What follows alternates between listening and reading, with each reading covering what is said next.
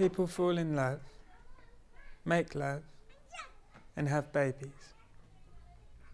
Babies grow at great speeds. For instance, say you were a toddler in the 80s.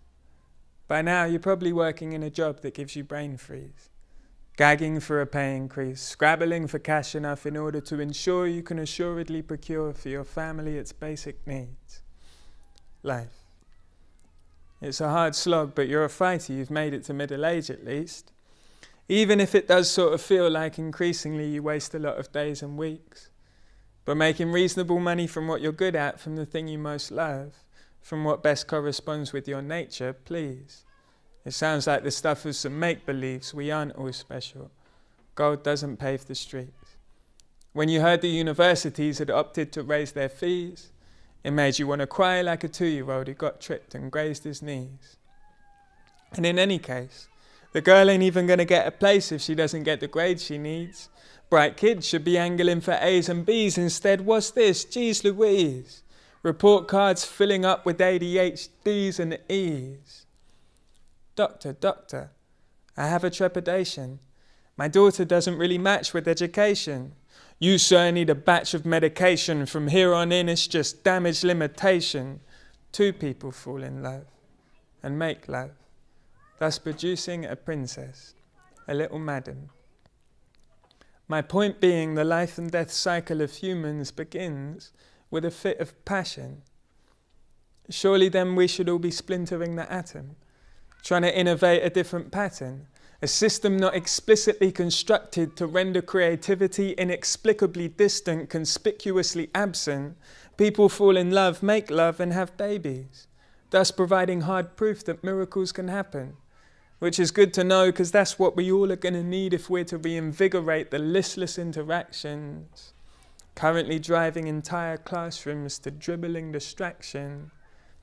Isn't it true that children's brains are predisposed towards vigorous expansion? It seems a pinch peculiar to pickle them like Branston, to take their curiosities and cram them into standardized jars. Our kids are reared like battery hen chicks for individualist conformity, the very worst of both worlds, swiveling in tandem. And when they're grown, we throw them off a cliff into a chasm. And what about the teachers? Helplessly afflicting stupefaction on the kids in their command of poor things? No. It isn't any of their fault if the system gives them no scope for wisdom and acts as if it thinks them as ignorant as plankton. Leave it to the drizzle of indifference to dampen any lingering scraps of their natural-born instincts for independent action. People fall in love. It's an age-old urge. In a bid to be saved, souls merge, bravely giving up the safety of their well-defined outlines to desire's melting pots. They collaboratively tie themselves in knots. And the odds are firmly on that pretty soon they'll be hitting Google up for baby names and buying lots of tiny velvet frocks, as well as flat-pack IKEA climbing frames and cots. The riddle then, naturally submitted for dismantling, has to be exactly what planet will this infant be inhabiting? In precisely which paradigmatic realms will this little one be languishing? The world is in crisis. All its resources due to pillaging are dwindling, withering, vanishing. We've been indiscriminately gambling on destiny for too long. And now disaster isn't imminent. It's part of our immediate predicament. It's happening. The fact is, if we are to avert the fatal fate towards which we giddily are galloping, we'll need to ease up on the systematic shackling of free thought, experimentation, originality.